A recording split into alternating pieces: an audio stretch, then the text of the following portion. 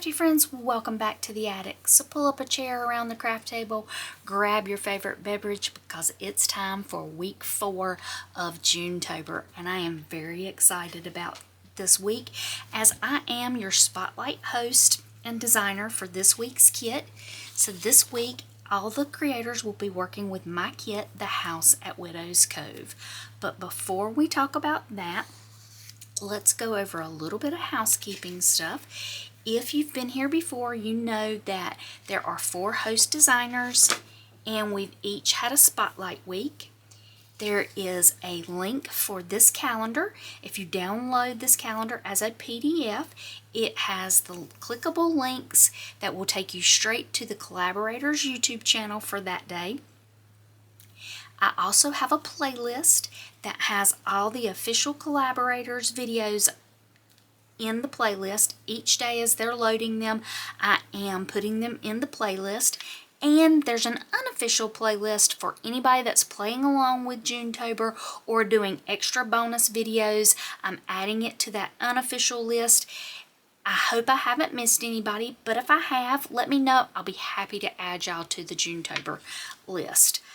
So let's talk about today is my official day.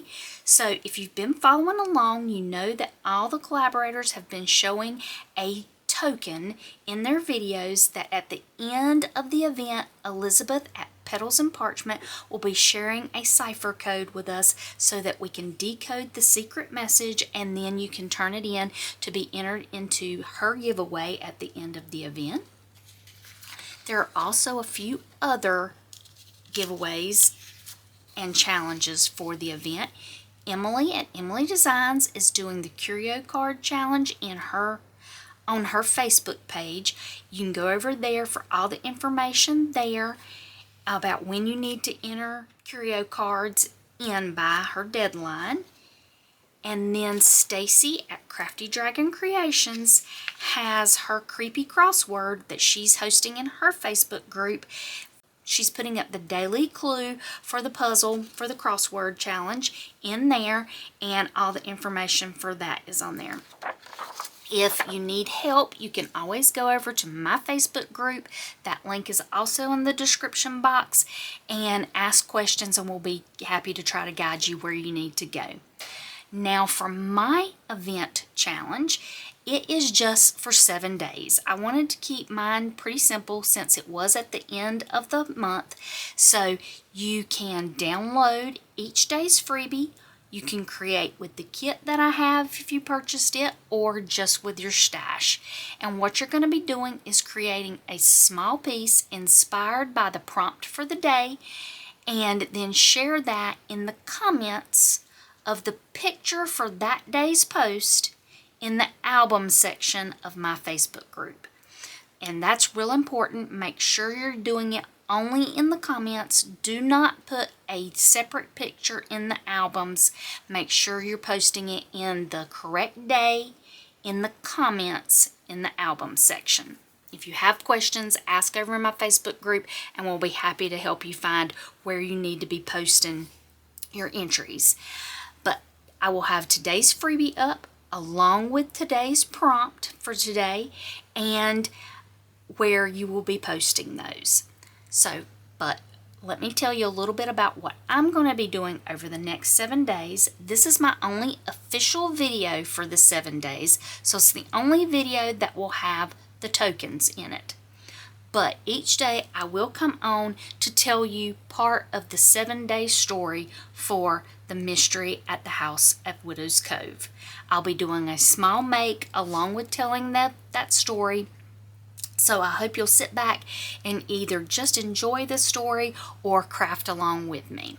So for now, let's set this aside. Again, be on the lookout for that token. It will show up sometime in my video. If this is your first time here, I do have a video showing how I created this album that I'm using. This is part of the kit, The House at Widow's Cove, and it shows you how to create this landscape style album, but I do have a tutorial video and I'll have that link down in the description box. So let me just grab my pieces, and again, I'm going to be creating as I tell the story of the house at Widow's Cove for day one. By the summer of 1932, most people came to Widow's Cove for the sea air. They came with trunks and hat boxes, with linen dresses folded in tissue paper, with novels they meant to read on the porch. They came for quiet mornings, gray blue water, and the kind of peace held in a weathered boarding house that looked as though it had always been standing there, watching the tide come and go. The house at Widow's Cove sat high above the rocks, its windows facing the sea like tired eyes. Salt had softened the paint, wind worried at the shutters. In the front hall, the guest ledger lay open on a narrow table beneath a brass lamp. It was filled carefully with names, summer dates, and the fading ink of people who had long since gone. Evelyn Thorne arrived there in June to help her aunt prepare for the season. Aunt Mabel had kept the boarding house for nearly 20 years and had grown particular about its habits. Curtains were drawn before the storms. The back pantry door was never left unlatched, and every evening before the last of the daylight slipped from the windows, a lamp was lit in the front hall. Even when it's not needed, Evelyn asked the first night, watching her aunt strike the match. Especially then, Aunt Mabel said. She gave no more explanation, and Evelyn did not press her.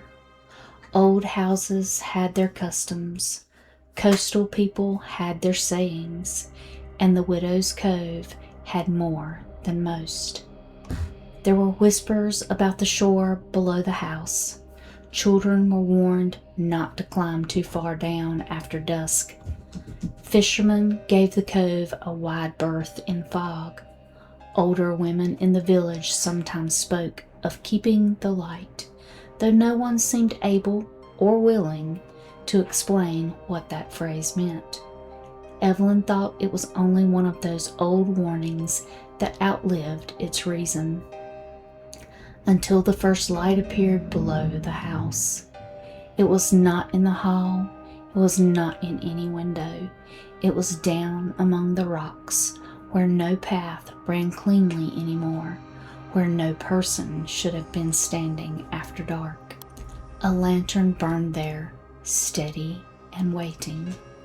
By morning it was gone. Evelyn was the first to find what had been left behind. The house had been awake only a little while. Downstairs, cups rattled softly in the kitchen, and the smell of coffee had begun to move through the hall. Outside, the morning was pale and damp, the cove wrapped in a thin veil of mist that made the rocks below look further away than they were. She had gone to open the room at the end of the east passage. It was not a room used often. Aunt Mabel called it the blue room, though very little blue remained in it, now beyond the faded paper on the walls. The air inside smelled of shut windows, old linen, and salt. Evelyn knew she had latched that room herself the night before. Still, something lay on the windowsill. At first she thought it was only a piece of sea glass, the kind children gathered from the shore and kept in jars.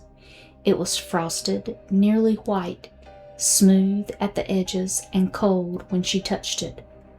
But beside it was a scrap of paper, curled from the damp and stiffened with salt. The paper looked as if it had been torn from something larger. Most of the writing had blurred into gray threads of ink, but a few words remained. The light, before dusk, and lower on the torn edge, must not. Evelyn stood very still. Behind her, the hallway creaked. Aunt Mabel appeared in the doorway, her face changing the moment she saw what Evelyn held. "Where did that come from?" Evelyn asked. Her aunt did not answer right away. She crossed the room slowly, took the paper between two fingers, and looked at it as though it were something she had hoped never to see. "Was someone outside last night?" Evelyn asked. "No," Aunt Mabel said, though she did not sound certain. Evelyn looked past her, through the window, toward the rocks below. The place where the lantern had burned was empty now. There was no sign of a person, no print in the wet ground that she could see, no path freshly disturbed. There was only the cove, and the water moving darkly against the stone. Aunt Mabel folded the scrap once and then stopped, as if afraid to bend it further. "There was an old saying," she said quietly. "My mother used to know it better than I did." "What saying?" But Aunt Mabel only turned away from the window.